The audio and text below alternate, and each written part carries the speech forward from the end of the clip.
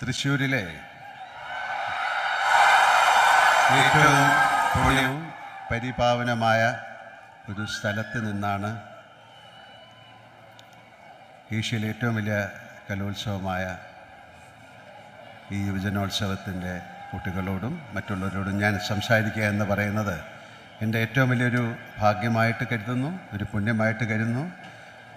അതിന് ഇടവരുത്തി തന്ന വടക്കം നാഥനെ ഓർത്തുകൊണ്ട് അദ്ദേഹത്തെ സ്മരിച്ചുകൊണ്ട് ഞാൻ നിങ്ങളോട് സംസാരിക്കാം. നമഃശിവായ. ബഹുമാനപ്പെട്ട മന്ത്രി പറഞ്ഞ പോലെ എന്ത് വേഷം ഇട്ടുകൊണ്ടാണ് വരുന്നത് ഒരു വലിയ ചർച്ചാ വിഷയമായിരുന്നു. അപ്പോൾ എല്ലാവരെയും സന്തോഷിപ്പിക്കുന്ന രീതിയിൽ ഖദർ ധരിച്ചു, പിന്നെ കുട്ടികൾക്ക് വേണ്ടി കുറച്ച് മീശ ഇങ്ങനെ പിടിച്ചു. എല്ലാവരും ഒരുപോലെ സന്തോഷിപ്പിക്കാൻ പറ്റില്ല. അപ്പം എന്തായാലും ഇത് ഏറ്റവും നല്ലൊരു വേഷമാണ്. ഞാൻ കൈത്തറിക്ക് വേണ്ടിയിട്ട് ബ്രാൻഡ് അംബാസിഡർ അല്ല, ഗുഡ്വിൽ അംബാസിഡറായിട്ടൊക്കെ ചെയ്തിട്ടുള്ളതാണ്. എനിക്കിഷ്ടപ്പെട്ട വേഷമാണ്. അപ്പം എൻ്റെ അടുത്ത് മന്ത്രി പറഞ്ഞു ഇങ്ങനെ തന്നെ വരണം. നന്ദി സാർ.